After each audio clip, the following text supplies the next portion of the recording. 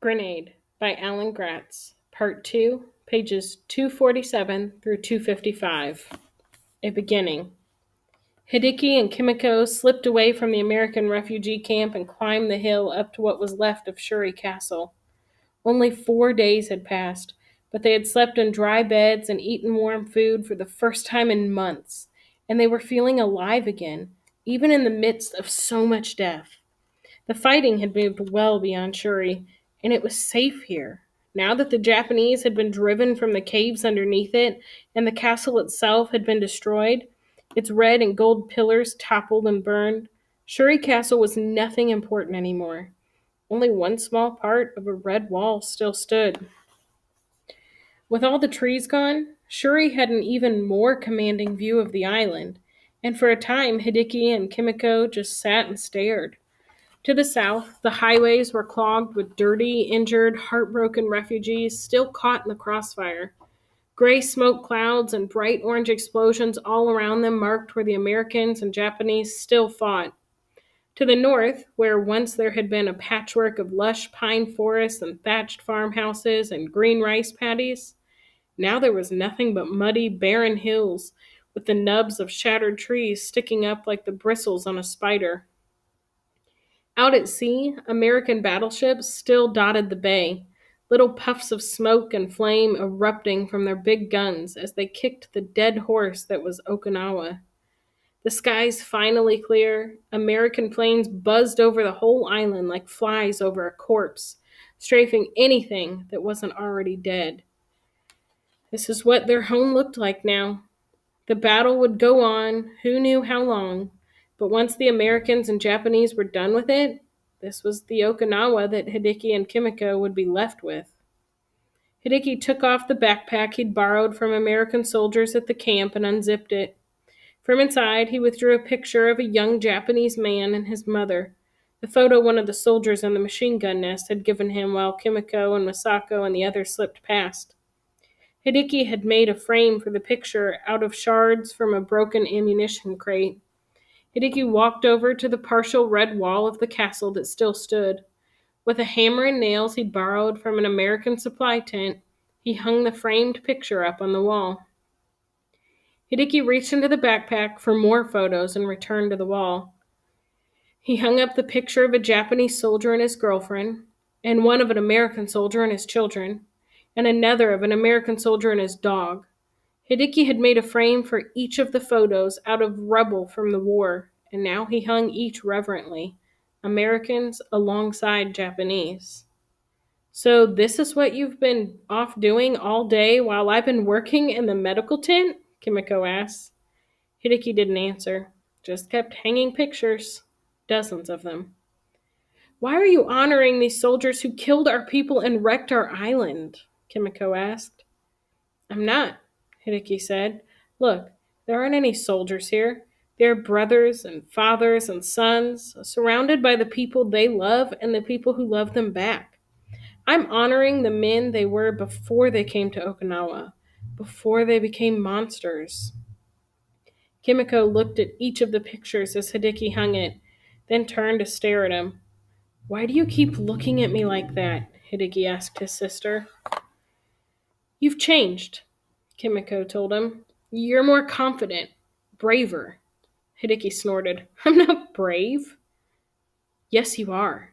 Kimiko pointed down to the war raging on to the south.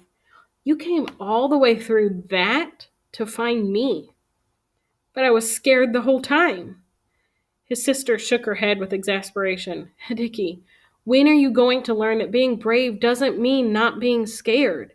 It means overcoming your fear to do what you have to do. A real coward would have run away and never looked back.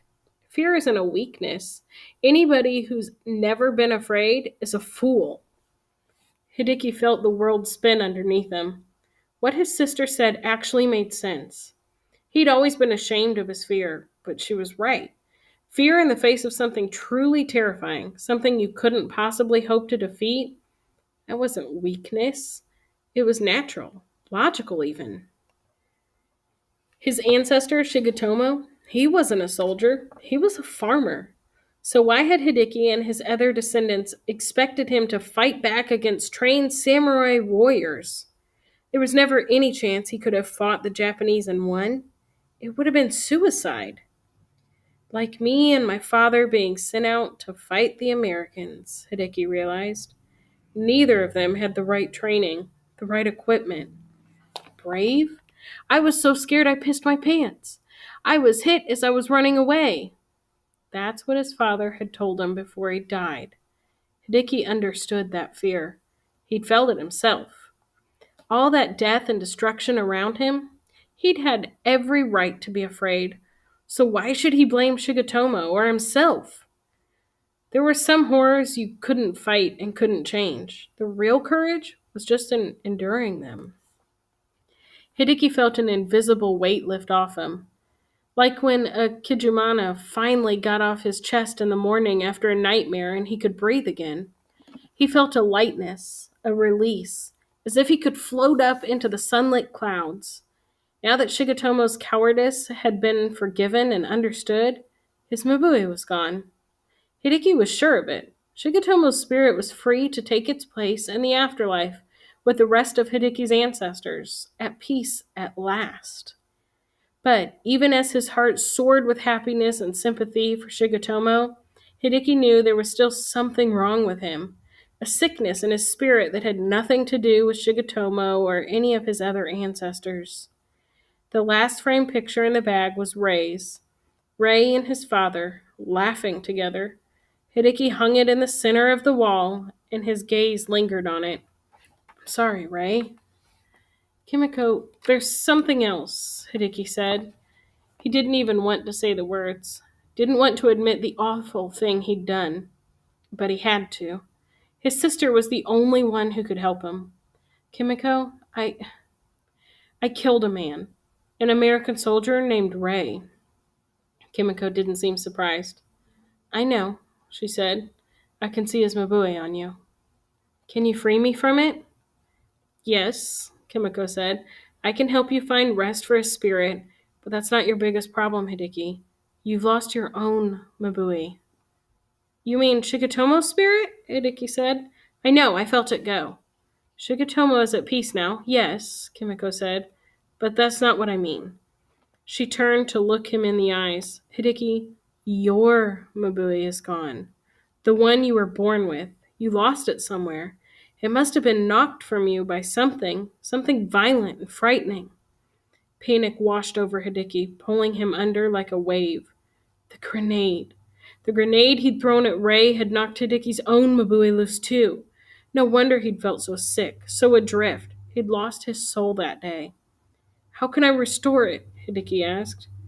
"The only way is to go back to the place you lost it and find it and put it back." But I don't know exactly where I was when I lost it." Hideki desperately scanned the hills all around them. Where had he been when he'd run into Rei? North of Shuri? South of Shuri? He couldn't remember. Hideki watched the battles happening in the south and wondered about all the soldiers still fighting. Had they all lost their Mabuis? Did all of them carry around an empty place inside them now too? "Will I ever get my Mabui back?" Hideki asked. "Maybe. Maybe not," Kimiko told him. "You may go your whole life without ever getting your spirit back." Hideki couldn't imagine feeling this hollow all the rest of his days. At least Hideki had raised Mabui to borrow strength from, but that wasn't fair either. Hideki looked at Rei's smiling face in the picture.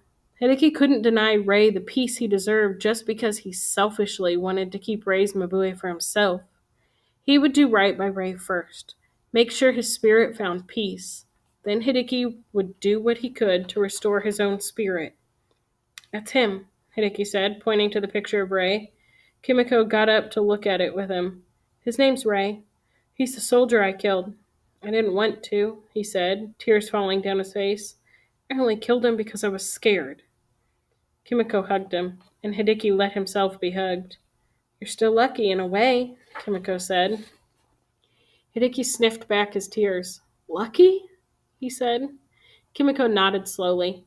She was gazing out over the southern part of the island again, over the blasted hillsides and shattered trees. You see only one ghost, but me, I see them all, she said. The Americans, the Japanese, the Okinawans, all the spirits ripped so violently from this world. We'll spend the rest of our lives trying to bring them peace, and we still won't be able to heal them all.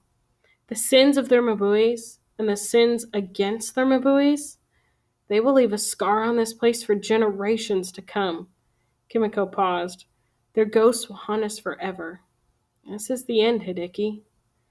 Hideki made a rectangle with his fingers, framing a picture of Okinawa. But this time he didn't see the blasted gray landscape of the present, or the simple green fields and red and white villages of the past. Instead, he saw the future. Tall buildings touching the clouds, buses and cars crowding the streets, fishing boats and passenger ships trolling the aquamarine sea. The trees were back too, and the fields, green and purple and pink. Shuri Castle, rebuilt, stood bright red against the high blue sky. This was Okinawa, alive again, and stronger than ever before. And there in the corner, framed perfectly in the foreground, was his sister, Kimiko. It would take work, but together he and Kimiko and all the others who'd survived would restore the spirit of Okinawa. They would mourn their dead, reconnect with their ancestors, and build a new future for themselves. No, Hideki said, this isn't the end, Kimiko. It's a beginning.